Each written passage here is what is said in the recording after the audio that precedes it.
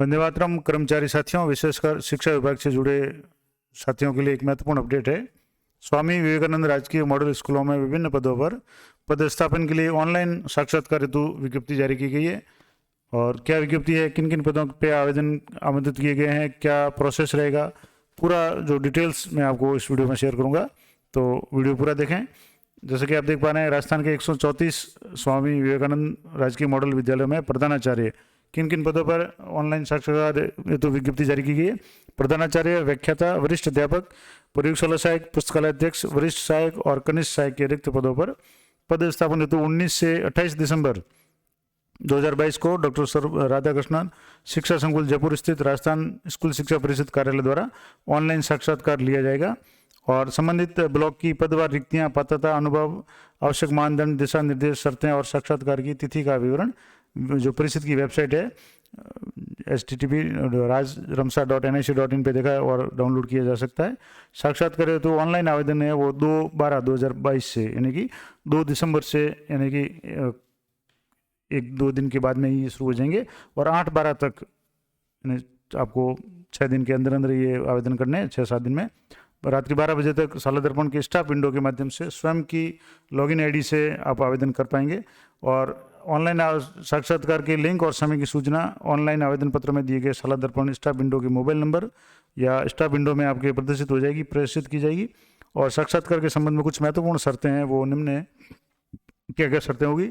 तो पहली शर्त तो है कि स्वामी विवेकानंद राजकीय मॉडल विद्यालय में पदस्थापन हेतु राज्य सरकार के स्कूल शिक्षा विभाग में कार्यरत कार्मिक पात्र होंगे, यानी कि जो भी कार्मिक सरकारी शिक्षक के रूप में या जिस भी पद की वैकेंसी है उस पद के तो अगर लगे हुए हैं वही पात्र होंगे। और 55 वर्ष से अधिक आयु के जो कार्मिक है वो इसके लिए पात्र नहीं होंगे। और जिन कार्मिकों की नियुक्ति राजस्थान स्वेच्छा ग्रामीण सेवा नियम 2011 के अंतर्गत हुई है वे कार्मिक आवेदन के पात्र नहीं है। और मॉडल विद्यालय में पदस्थापित कार्मिकों का कार्यकाल न्यूनतम 2 वर्ष होगा, यानी आपको कम से कम 2 वर्ष की सेवा देनी पड़ेगी। लेकिन कार्मिक की सेवा संतोषप्रद नहीं होने पर 2 वर्ष से पूर्व भी कार्मिक को नियुक्त या सक्षम अधिकारी द्वारा कार्यमुक्त किया जा सकेगा। और राज्य परियोजना निदेशक एवं आयुक्त राजस्थान शिक्षा परिषद जयपुर के पास रिक्त पदों की संख्या में कमी या वृद्धि करने का अधिकार सुरक्षित रहेगा। इन पदों की संख्या में कमी या बढ़ोतरी हो सकती है। और स्वामी विवेकानंद राजकीय मॉडल विद्यालय में पदस्थापित कार्मिकों की 5 साल की संतोषजनक सेवा के पश्चात निदेशक माध्यमिक शिक्षा राजस्थान बीकानेर द्वारा उन्हें इच्छित जिले में रिक्त पद पर पदस्थापित किया जा सकेगा। यानी 5 साल के बाद में आपको अपनी इच्छा के अनुसार जो भी आपकी इच्छा इच्छित जो भी जिला होगा वहाँ आपको नियुक्ति मिल पाएगी, अगर 5 साल की संतोषजनक सेवा आप कर पाते तो। और प्रधानाचार्य और अन्य शैक्षणिक कार्मिकों जिसमें व्याख्याता और वरिष्ठ अध्यापक जो शैक्षिक स्टाफ है उनको प्रोत्साहन वित्त विभाग द्वारा समय समय पर जारी दिशा निर्देशों के अधीन रहेगी। और डे बोर्डिंग मॉडल विद्यालय के लिए भी प्रोत्साहन राशि और क्षतिपूर्ति भत्ता वित्त विभाग के द्वारा समय समय पर जारी जो भी दिशा निर्देश होगा उसके अधीन रहेगा। और मॉडल विद्यालय में पदस्थापन हेतु परीक्षा काल के कार्मिक भी पात्र होंगे, यानी ऐसे कार्मिक जिनका प्रोबेशन चल रहा है, 2 साल की सेवा पूरी नहीं हुई है, वो भी इसमें आवेदन कर सकते हैं। इसके अलावा जिन कार्मिकों के विरुद्ध विभागीय जांच विचाराधीन है अथवा राजस्थान सिविल सेवा नियम 1958 के तहत किसी प्रकार की दंडित किया गया हो वे पदस्थापन हेतु पात्र नहीं होंगे। यानी अगर कोई विभागीय डिपार्टमेंट जो भी जांच वगैरह आपके चल रही है तो फॉर्म नहीं भर पाएंगे। और अभ्यर्थी 2 जिलों में मॉडल विद्यालय के लिए आवेदन कर सकता है। इसके लिए उन्हें केवल एक बार में ही साक्षात्कार देना होगा, यानी कि 2 जो भी जिलों में के मॉडल विद्यालयों के लिए आप आवेदन कर सकते हैं। तो जो भी ऑनलाइन फॉर्म भरेगा उसमें आपके 2 जिलों का जो भी ऑप्शन होगा वो आपको चयन करना पड़ेगा। और मॉडल विद्यालय से मॉडल विद्यालय तथा महात्मा गांधी राजकीय विद्यालय अंग्रेजी माध्यम में से मॉडल विद्यालय में के लिए आवेदन स्वीकार नहीं होगा, यानी एक मॉडल विद्यालय से दूसरे में नहीं होगा, यानी आप पहले से प्रतिनियुक्त है तो आप इसमें आवेदन नहीं कर पाएंगे। और आवेदन पत्र में अभ्यर्थी द्वारा दी गई किसी प्रकार की सूचना गलत पाए जाने पर अभ्यर्थी का पदस्थापन निरस्त कर उसके विरुद्ध अनुशासनात्मक कार्रवाई प्रस्तावित की जाएगी। और साक्षात्कार हेतु किसी प्रकार की जो भी यात्रा या दैनिक भत्ता दिए नहीं होगा। ये महत्वपूर्ण जो निर्देश थे। अब कुछ इंपॉर्टेंट जानकारी और कहाँ पोस्टें खाली है क्या क्या है वो भी मैं आपको बताऊँगा। तो कुछ महत्वपूर्ण जैसे इसमें जो पदस्थापन हेतु निर्धारित तिथि, आवश्यक मानदंड, दिशा निर्देश, शर्तें और रिक्त पदों की सूची है वो आपको कैसे मिलेगी या कैसे देखनी है। तो सबसे पहले तो कौन सी पोस्ट हैं वो एक बार दोबारा बता दूं। प्रधानाचार्य, व्याख्याता, वरिष्ठ अध्यापक, प्रयोगशाला सहायक, पुस्तकालय अध्यक्ष, वरिष्ठ अध्यापक और कनिष्ठ सहायक, इन पदों के लिए पदस्थापन हेतु साक्षात्कार आयोजित किया जाएगा। और इसमें कुछ महत्वपूर्ण जो शर्तें वगैरह है कि एक तो राज्य सरकार द्वारा निर्धारित नियम पदस्थापन हेतु मान्य होंगे। दूसरा, पदस्थापन के लिए केवल राजकीय सेवा में स्कूल शिक्षा के जो भी कार्मिक है, कार्यरत कार्मिक ही आवेदन कर सकते हैं। और अभ्यर्थी के विरुद्ध वर्तमान में किसी प्रकार की कार्रवाई प्रस्तावित या लंबित नहीं होनी चाहिए। अभ्यर्थी को कंप्यूटर का सामान्य ज्ञान होना चाहिए, यानी कि सामान्य रूप से अगर आपके पास में RSCIT का सर्टिफिकेट है तो वो भी ठीक है। और साक्षात्कार के माध्यम से चयनित अभ्यर्थी को आवेदन में दर्शाए गए मूल दस्तावेज में ऑनलाइन आवेदन पत्र की हस्ताक्षरित प्रति मॉडल स्कूल में कार्यग्रहण के समय प्रस्तुत करने होंगे। और आवेदन पत्र में अभ्यर्थी द्वारा दी गई किसी प्रकार की गलत सूचना पाए जाने पर उसका आवेदन है वो निरस्त कर दिया जाएगा और अनुशासनात्मक कार्रवाई की जाएगी। इसके अलावा साक्षात्कार के माध्यम से विषयवार पैनल का चयन कर पदस्थापन किया जाएगा और ये पैनल 6 माह के लिए मान्य होगा। यानी साक्षात्कार में एक नहीं, कम से कम जैसे जब एक पद के लिए 2 या 3 लोगों का चयन पैनल बनाया जाएगा और वो पैनल 6 महीने तक कायम रहेगा। यानी 6 महीने के अंदर अगर कोई व्यक्ति अपात्र पाया जाता है या किसी कारण से अगर वो छोड़ देता तो अगले वाले का चयन हो सकता है। और स्वामी विवेकानंद मॉडल स्कूलों में पदस्थापन के माध्यम से 5 वर्ष की सेवा संतोषजनक पूर्ण करने के पश्चात निदेशक माध्यमिक शिक्षा बीकानेर द्वारा कार्मिक को इच्छित जिले में रिक्त पदस्थापित किया जा सकेगा। मॉडल विद्यालय में पूर्व में प्रतिनियुक्ति पर कार्यरत कार्मिकों के लिए ये नियम लागू नहीं होगा। और पदस्थापन उपरांत कार्मिकों को निदेशक माध्यमिक शिक्षा बीकानेर और राजस्थान स्कूल शिक्षा परिषद जयपुर द्वारा पारित समस्त निर्देशों, आदेशों या दायित्वों का निर्वहन करना होगा। और किसी प्रकार की न्यायिक विवाद की स्थिति में क्षेत्राधिकार जयपुर जिले के न्यायिक क्षेत्र में होगा। और मॉडल स्कूल के लिए केवल ऑनलाइन आवेदन ही मान्य होंगे, यानी आपको ऑनलाइन शाला दर्पण पोर्टल पे जो स्टाफ लॉगिन है उसी में आपको आवेदन करना है। और इसमें आगे बता भी दिया कि शाला दर्पण के स्टाफ विंडो के माध्यम से स्वयं के लॉगिन से ये मॉडल स्कूल के रिक्त पदों हेतु आवेदन करना है। आवेदनकर्ता को ऑनलाइन साक्षात्कार की दिनांक, स्लॉट यानी किस तारीख को आपका जो भी आवेदन होगा और समय और पैनल जो रूम के लिंक की सूचना शाला दर्पण के स्टाफ विंडो या मोबाइल नंबर जो भी आप आवेदन पत्र में भरा गया है या आपके स्टाफ विंडो में जो भी मोबाइल नंबर है उस पर आपको भेजा जाएगा और प्रेषित की जाएगी। अतः अपना स्टाफ विंडो या मोबाइल चेक करते रहें। स्टाफ विंडो पे भी आपके शेड्यूल आ जाएगा, किस तारीख को आपका ऑनलाइन साक्षात्कार होगा, किस स्लॉट में होगा, किस समय होगा, तो वो सारी डिटेल्स आपको शो हो जाएगी, तो वो आप ध्यान रखें। और मोबाइल भी आप चेक करते रहें। आवेदनकर्ता राजस्थान स्कूल परिषद के वेबसाइट जो भी दी हुई है rajamsa.nic.in पे मॉडल विद्यालयों के ऑनलाइन साक्षात्कार के दर्शाए गए ब्लॉक वार रिक्त पदों का आवेदन देख करके वो करना है आपको। रिक्त पदों की सूचना आपको मिल जाएगी वहाँ। और अधिकतम आवेदन करता है अधिकतम 2 जिलों में और प्रत्येक जिले के अधिकतम 3 ब्लॉक के मॉडल स्कूलों में तो आवेदन कर सकता है। और इसके लिए उन्हें एक बार ही साक्षात्कार देना होगा, यानी आपको एक बार ही साक्षात्कार देना है, लेकिन आप अधिकतम 2 जिलों के और एक जिले के 3 यानी कुल 6 ब्लॉक का आप चयन कर सकते हैं। और जिले में कहीं भी एनीवेयर का विकल्प बनने पर करने के पश्चात अन्य ब्लॉक का चयन नहीं किया जा सकेगा। आवेदनकर्ता ऑनलाइन आवेदन पत्र को भरने के उपरांत सेव और करके सबमिट अवश्य करें। सबमिट नहीं करने की स्थिति में आवेदन है वो अपूर्ण माना जाएगा और आप साक्षात्कार में शामिल नहीं हो पाएंगे। तो ये विशेष ध्यान रखें, अगर आप आवेदन करते हैं तो उसको सबमिट जरूर करें। और कार्मिक केवल 2 पदों, समानांतर या उच्च पदों पर आवेदन कर सकता है, बशर्ते दोनों ही पदों की नियमानुसार अर्हता रखता हो, यानी आपके पास योग्यता हो तो आप 2 पदों पर अधिकतम आवेदन कर सकते हैं। और आवेदनकर्ता अपने पद के समानांतर पद अथवा उच्च पद हेतु ही आवेदन कर सकते हैं, किंतु अपने पद से निम्नतर पद हेतु पात्र नहीं होंगे। निम्नतर पद का मतलब हो गया कि अगर आप व्याख्याता हैं वो तो वरिष्ठ अध्यापक के लिए आप आवेदन नहीं कर सकते, और उच्चतर पद के लिए आप कर सकते हैं या जो समकक्ष पद है उस पर आप कर सकते हैं। हनुमानगढ़, चूरू, सीकर, झुंझुनू, भरतपुर और कोटा जिलों में स्वामी विवेकानंद मॉडल स्कूल संचालित नहीं होने के कारण आवेदनकर्ता इन स्कूलों के लिए आवेदन नहीं कर पाएंगे। तो ये जिले हैं, इनके लिए आपको आवेदन नहीं कर सकते क्योंकि यहाँ स्वामी विवेकानंद मॉडल स्कूल है ही नहीं। हनुमानगढ़, चूरू, सीकर, झुंझुनू, भरतपुर और कोटा। आवेदन से संबंधित सूचना शाला दर्पण के प्रपत्र 10 जो प्रपत्र 10 है से ली जाएगी। तो आवेदनकर्ता आवेदन करने से पूर्व अपने प्रपत्र 10 को अद्यतन यानी अपडेट कर लें, अपने संस्था प्रधान से करवा लें, ताकि उसमें मोबाइल नंबर वगैरह ईमेल आईडी जो भी आपकी है वो सारी चीज़ें आपके एकदम अप टू डेट हो जाए, ताकि आपको कोई समस्या नहीं रहे। और आवेदनकर्ता द्वारा आवेदन को गलत या त्रुटिपूर्ण तरीके से भरे जाने की स्थिति में आवेदन को निरस्त या डिलीट विकल्प का आवेदन करने की अंतिम तिथि या समय से पूर्व पुनः आवेदन कर सकते हैं। यानी ये भी अच्छे एक ऑप्शन दिया हुआ कि आप आवेदन करते समय कुछ गलती हो जाती है, आप त्रुटिपूर्ण या आप चॉइस जो भरना चाहते थे वो नहीं भर पाते हैं या कुछ और गड़बड़ी हो जाती है, तो आप आवेदन को डिलीट करके इसको नए सिरे से आवेदन को भर सकते हैं। लेकिन ये सारा प्रोसेस है, अंतिम तारीख जो दी हुई है 8 दिसंबर, उससे पहले आपको ये करना है। अंतिम तारीख के बाद में आप पुनः आवेदन नहीं कर सकते।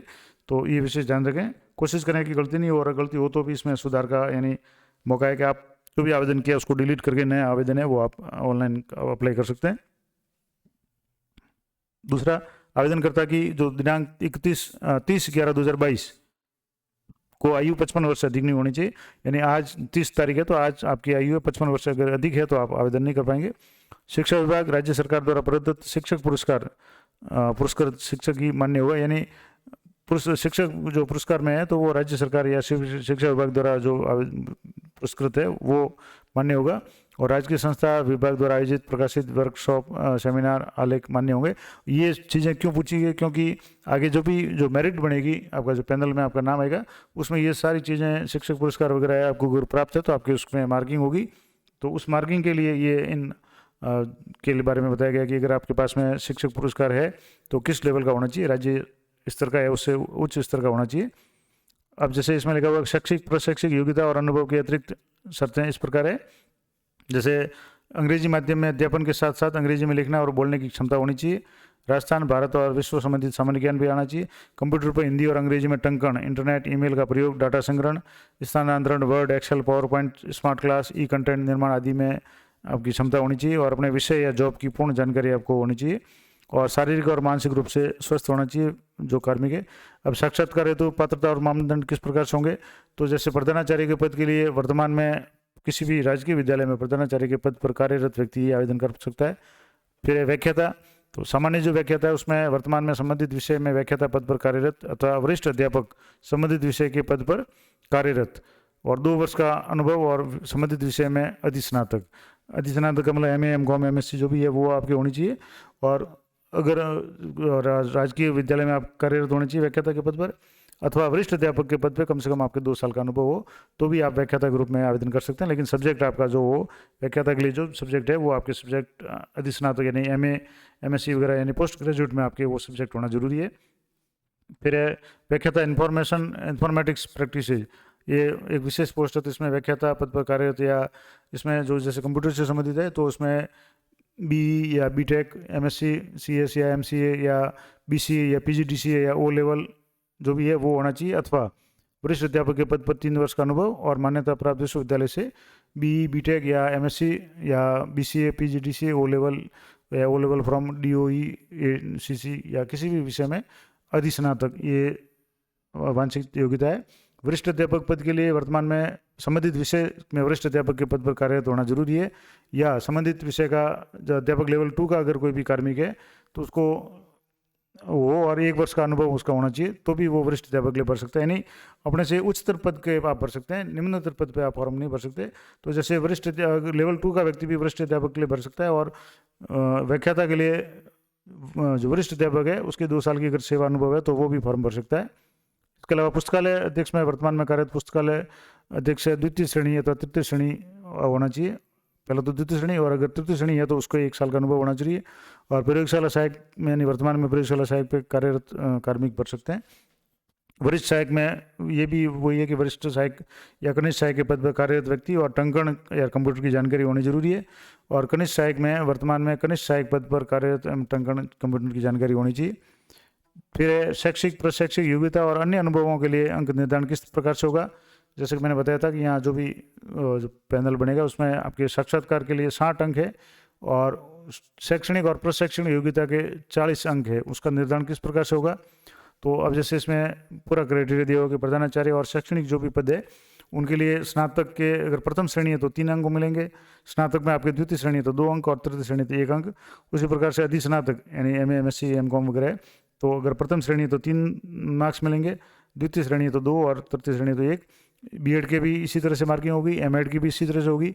और MA या MA जो एजुकेशन है, M.Ed है तो या MA इन एजुकेशन जो VMU वगैरह करवाता है वो आपके प्रथम श्रेणी से तो 3 नंबर मिलेंगे, और 2य श्रेणी तो 2 नंबर, और नेट सेट है तो आपके 3 नंबर मिलेंगे। PhD आपकी की हुई है तो सीधे आपको 3 नंबर मिलेंगे। और पुरस्कृत शिक्षक जैसे इसमें लिखा हुआ है कि पुरस्कृत शिक्षक में इसमें लिखा होगा अगर राष्ट्रीय स्तर पर अगर पुरस्कृत शिक्षक है तो 5 अंक मिलेंगे, राज्य स्तर पर तो 3, और जिला स्तर पर सम्मानित है तो 2 अंक मिलेंगे। उसी तरह से वर्कशॉप सेमिनार अगर भाग लिया हुआ है राष्ट्रीय स्तर पर तो 3 नंबर, राज्य स्तर पर 2 नंबर और जिला स्तर पर 1 नंबर। और प्रधानाचार्य हेतु 12वीं कक्षा का जो बोर्ड परीक्षा परिणाम और व्याख्याता वरिष्ठ अध्यापक हेतु क्रमशः 12वीं और 10वीं का परीक्षा परिणाम है वो अगर मान लो आपका 100% है तो आपके 8 अंक मिलेंगे, 80% या उससे अधिक है तो 6 अंक मिलेंगे, और 70% या उससे अधिक है तो आपको 4 अंक मिलेंगे। इसी तरह से केंद्रीय विद्यालय या नवोदय विद्यालय या मॉडल स्कूल या महात्मा गांधी स्कूल या किसी भी मान्यता प्राप्त अंग्रेजी माध्यम विद्यालय में अगर शिक्षण का अनुभव है, 2 वर्ष या उससे अधिक का शिक्षण का अनुभव है तो 3 अंक मिलेंगे, और 2 वर्ष से कम का अनुभव है तो 3 अंक मिलेंगे, और अगर 2 वर्ष से अधिक है तो 6 अंक मिलेंगे। तो इस तरीके से ये जो मार्किंग होगी 40 नंबर की, और शैक्षिक प्रशैक्षिक योग्यता के लिए 40 अंक तो ये हो गए, और साक्षात्कार है वो 60 अंकों का होगा, और कुल मिलाकर के आपके 100 नंबर का जो भी है उसी के आधार पर मेरिट बनेगी। तो इस तरह से चयन किया जाएगा। अब इसमें पुस्तकालय प्रभारी के लिए भी उसकी जो योग्यता है, तो जैसे माध्यमिक में अगर प्रथम श्रेणी तो 10 अंक, द्वितीय श्रेणी तो 5, तृतीय श्रेणी तो 3, उच्च माध्यमिक में भी यही रहेगा मापदंड। और पुस्तकालय प्रबंधन या पुस्तकालय विज्ञान में डिप्लोमा वगैरह है तो डिग्री है तो 10 अंक, डिप्लोमा है तो 5 अंक, और प्रमाण पत्र है तो 3 अंक। यानी पुस्तकालय संबंधी आपके पास सर्टिफिकेट है, डिप्लोमा है या डिग्री है तो वो भी उसके हिसाब से आपको मार्किंग होगी।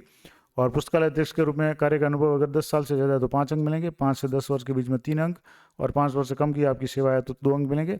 कंप्यूटर डिप्लोमा या प्रमाण पत्र है तो 5 अंक, और प्रमाण पत्र तो 2, और डिप्लोमा है तो 5 अंक, और शैक्षिक प्रशिक्षक के 40 और 60 अंक साक्षात्कार के। इस तरीके से 100 अंक हो गए।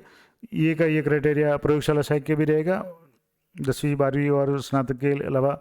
जो प्रयोगशाला में जो अभी डिग्री है उसके प्रथम श्रेणी के 10, द्वितीय श्रेणी के 5 अंक होंगे, तृतीय श्रेणी का कोई अंक नहीं है इसमें, और 40 + 60 यानी 100 का अंक होगा।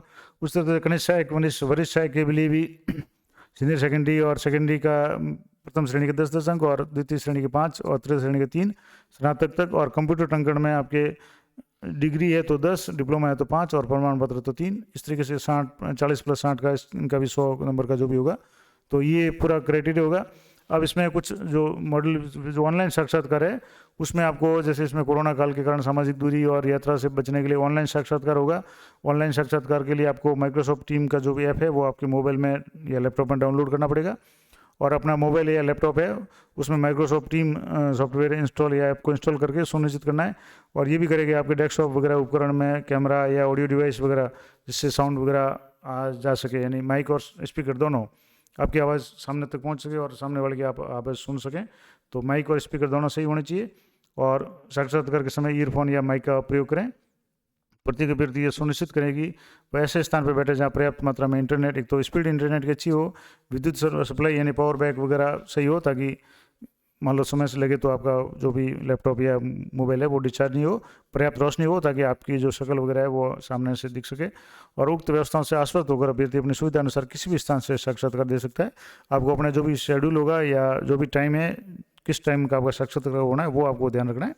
और जो भी वेशभूषा वगैरह वो शालीन होनी चाहिए, और ध्यान रखें कि अभ्यर्थी का कैमरा चेहरे की पर ही स्थिर हो और फ्रेम अन्यत्र विस्थापित नहीं होनी चाहिए। और जब तक आपको कॉल नहीं किया जाए आपको अपना कैमरा, माइक, स्पीकर वगैरह को बंद रखना है। और साक्षात्कार पैनल द्वारा अनुमति दिए जाने पर ही अभ्यर्थी वर्चुअल साक्षात्कार रूम में प्रवेश करेगा। और अभ्यर्थी संयम रखें और अपनी बारी की प्रतीक्षा करें। और ये भी सुनिश्चित करें कि जहाँ से ऑनलाइन साक्षात्कार दे रहा है वहाँ आसपास किसी प्रकार की तेज आवाज़ या व्यवधान नहीं हो। और अभ्यर्थी द्वारा नाम आवेदन पत्र भरा हुआ और उसी नाम से माइक्रोसॉफ्ट टीम ऐप सॉफ्टवेयर में स्वयं रजिस्टर्ड करें। और अभ्यर्थी जब वर्चुअल साक्षात्कार रूप में प्रवेश करें तो अभ्यर्थी का नाम माइक्रोसॉफ्ट टीम सॉफ्टवेयर में दिखाई देना चाहिए। यानी जब आप ये माइक्रोसॉफ्ट सॉफ्टवेयर अगर आप मोबाइल वगैरह में अपलोड करें तो जो भी आप इंस्टॉल करें तो अपना नाम वगैरह है वो वही रखें ताकि आपका नाम उसमें शो हो जाए। और साक्षात्कार के समय अभ्यर्थी के पास में कोई अन्य सदस्य नहीं होना चाहिए। जो भी प्रश्न वगैरह पूछे वो अपने खुद देखने देने हैं। और आवेदन करते समय ध्यान रखने वाली बातें हैं कि आवेदन करने के बाद में आपको सब सेव करने के बाद में सबमिट अवश्य करें। जब तक सबमिट नहीं करेंगे तब तक आप उसको मतलब आपका साक्षात्कार पूर्ण नहीं माना जाएगा, यानी आपका फॉर्म अधूरा माना जाएगा और आप साक्षात्कार में शामिल नहीं हो पाएंगे। प्रधानाचार्य पद के लिए प्रधानाचार्य पद पर कार्मिक की जो कार्यरत कार्मिक है वही आवेदन कर सकते हैं। और व्याख्याता के लिए जैसे इसमें लिखा हुआ है कि रसायन विज्ञान, भौतिक विज्ञान, गणित, जीव विज्ञान, अर्थशास्त्र, शारीरिक शिक्षक, अंग्रेजी पद पर कार्यरत कार्मिक अपने संबंधित विषय के व्याख्याता पद के लिए आवेदन कर सकते हैं, यानी दूसरे पद के लिए नहीं कर सकते। और किसी भी विषय का व्याख्याता जो कि इंफॉर्मेटिक्स प्रैक्टिसेज व्याख्याता के लिए निर्धारित योग्यता रखता हो वह व्याख्याता इंफॉर्मेटिक प्रैक्टिसेज के लिए आवेदन कर सकता है, जिसमें कंप्यूटर संबंधित आपके पास में डिप्लोमा वगैरह है तो आप कर सकते हैं। और किसी भी विषय के व्याख्याता जो ये हो गया उसके बाद में किसी विषय का वरिष्ठ अध्यापक जो कि किसी विषय में स्नातकोत्तर डिग्री प्राप्त है, वह इन्फॉर्मेटिक्स प्रैक्टिसेस व्याख्याता के लिए भी निर्धारित योग्यता रखता है, तो वो आवेदन कर सकता है। तो इस तरीके से ये काफ़ी लंबी, यानी 13 पेज की जो पूरी पीडीएफ है, और सारी बताने जाऊंगा तो काफ़ी लंबा हो जाएगा। अब इसको आपको मैं ये पूरी पीडीएफ है आपको टेलीग्राम चैनल पे उपलब्ध करा दूंगा, वहाँ से आप देख सकते हैं। अब आपको Swami Vivekananda model application form, आपको जो साला दर्पण स्टाफ लॉगिन में आप भरेंगे तो उसमें आपको फोटो, एप्लीकेशन आईडी वगैरह ये सारी अपने पास जाएगी। आपको होम डिस्ट्रिक्ट सेलेक्ट करना है, ब्लॉक आपको 2 डिस्ट्रिक्ट पहले सेलेक्ट करना है, और प्रत्येक डिस्ट्रिक्ट के 3-3 ब्लॉक आपको सेलेक्ट करना है। एप्लीकेंट का नाम, फादर का नाम, हस्बैंड का नाम, date of birth, present post, subject आपका, जॉइनिंग डेट, प्रेजेंट पोस्टिंग, जो स्कूल का नाम है, ब्लॉक का नाम, डिस्ट्रिक्ट का नाम, वो आपको लिखना है। Date of first appointment in education department, आपका पहली बार लगे, रिटायरमेंट डेट कितनी है, permanent address, mobile number, email ID, ये सारे आपको भरनी है। उसके बाद में आप किस लैंग्वेज में आप बात कर सकते हैं, तो वो आपको यहाँ से लैंग्वेज इंग्लिश, हिंदी और राजस्थानी में रीडिंग, राइटिंग और स्पोकन, जिस भी आपकी भाषा आप बोल सकते हैं उसको आपको यहाँ से राइट, या जो भी चेक बॉक्स आएगा उसको आपको क्लिक करना है। एकेडमिक क्वालिफिकेशन आपको यहाँ जैसे secondary, senior secondary, graduation, post graduation, इसमें year of passing, subject, percentage of marks obtained, और मीडियम इंग्लिश या हिंदी आपको जो भी रहा हुआ है वो आपको यहाँ फीड करना है। और प्रोफेशनल क्वालिफिकेशन में आपको बीएड, एमएड, एमए जो भी है, एमए एजुकेशन है, नेट या जेआरएफ है, पीएचडी है, जो भी ये मेंशन है वो आपको यहाँ year of passing, subject, specialisation और परसेंटेज ऑफ मार्क्स ऑब्टेन्ड और मीडियम आपको ये मेंशन करना है। इसी तरह से टेक्निकल क्वालिफिकेशन में वेदर क्लियर्ड RSCIT या वो लेवल का अगर आपके है, या वो आपको यहाँ फीड करना है, कब किया वो भी आपको लिखना है। और इसमें अगला जो है कि लास्ट 3 ईयर्स बोर्ड्स रिजल्ट, 5वीं क्लास अगर आपकी लागू होती है तो 8वीं लागू होती है, 10वीं 12वीं जो भी आपकी लागू होती है जिस पद के लिए, 2019-20, 20-21 और 21-22 में आपका जो भी रिजल्ट है वो कितना रहा, और 5वीं 8वीं का रिजल्ट है वो आपके ग्रेडिंग में होगा, तो इसमें एक भी ग्रेडिंग देनी है, बाकी को आपको परसेंटेज में भरना है। और अदर स्पेसिफिक क्वालिफिकेशन अगर आपकी कुछ है, टीचर अवार्ड आपने नेशनल लेवल का प्राप्त किया है, स्टेट लेवल का है, डिस्ट्रिक्ट लेवल का है, तो जो भी आपके लागू होता हो, ये सारी आपको यहाँ डिटेल्स बनी है। जब आप ऑनलाइन फॉर्म भरेंगे तो ये सारा आपके इसमें फीडिंग करनी पड़ेगी। टोटल एक्सपीरियंस आपका ग्रामीण क्षेत्र में, रूरल में कितना है, अर्बन यानी शहरी क्षेत्र में कितना है, वो आपको फीड करना है। और अगर आप किसी प्रोजेक्ट वगैरह में काम किया है तो आप प्रोजेक्ट का नाम, डेजिग्नेशन, किस पद पे काम किया है, कब से कब तक आपने उसमें सर्विस की है, और attach annexure separately if necessary, और वहाँ अगर कुछ स्पेशल आपके पास में उसका सर्टिफिकेट वगैरह तो वो आपको वहाँ इसमें अपलोड करना है। और total period of service in project कितनी है, कितने साल, और फिर अंडरटेकिंग देनी है कि आपने जो भी जानकारी भरी है वो सारी सही है, और नीचे आपको यहाँ साइन हो जाएंगे। वो साइन का मतलब जो भी ऑनलाइन है वो आपकी सहमति हो जाएगी। और इस तरीके से आपको ये पूरा फॉर्म भरना है। अब आपको यहाँ डिस्ट्रिक्ट वाइज जो भी सीटें हैं वो मैं आपको बता देता हूँ। अब इसको जैसे ये थोड़ा सा, या तो इसको मैं ये इस तरह से, जो भी सीटें हैं ये डिस्ट्रिक्ट वाइज आपको सीटें यहाँ दी हुई है, ब्लॉक वाइज। जैसे अजमेर ज़िले में जो ब्लॉक है, मसूदा ब्लॉक है, पिछड़ांगन प्रधानाचार्य के कितने पद रिक्त है, इन्फॉर्मेटिक प्रैक्टिस व्याख्याता के, इकोनॉमिक्स, इंग्लिश, जीव विज्ञान, फिजिक्स का, ये रसायन विज्ञान, भौतिक वगैरह जितने भी व्याख्याता के पद कितने हैं। इसके अलावा वरिष्ठ अध्यापक के पद कितने रिक्त है, और प्रयोगशाला सहायक, पुस्तकालय अध्यक्ष के जो भी पद रिक्त है उसकी सारी जो डिटेल्स है यहाँ डिस्ट्रिक्ट वाइज, ब्लॉक वाइज इस टेबल में दी हुई है। तो ये भी आप PDF जब डाउनलोड करेंगे तो आपको सारी डिटेल्स इसमें मिल जाएगी। तो ये इस तरीके से महत्वपूर्ण जानकारी थी कि महात्मा गांधी जो अंग्रेजी माध्यम स्कूल है उनमें साक्षात्कार के लिए जो भी विज्ञप्ति जारी की गई है, आप कैसे आवेदन कर सकते हैं। तो ये मैंने पूरा प्रोसेस आपको बता दिया किस तरीके से आपको आवेदन करना है। और सबसे महत्वपूर्ण बात कि ये आवेदन है बहुत जल्दी, यानी 2 तारीख से शुरू हो रहे हैं, और आपको 8 तारीख से पहले 8/12/2022 को रात्रि 12 बजे से पहले आपको अपना स्टाफ लॉगिन से आवेदन करना है। तो ये महत्वपूर्ण जानकारी मैंने आपको दे दी। आशा करता हूँ ये जानकारी आपके लिए उपयोगी रहेगी। तो इसी तरह की अपडेट के लिए चैनल पर बने रहें। मिलते हैं नेक्स्ट वीडियो में, तब तक जय हिंद, जय भारत।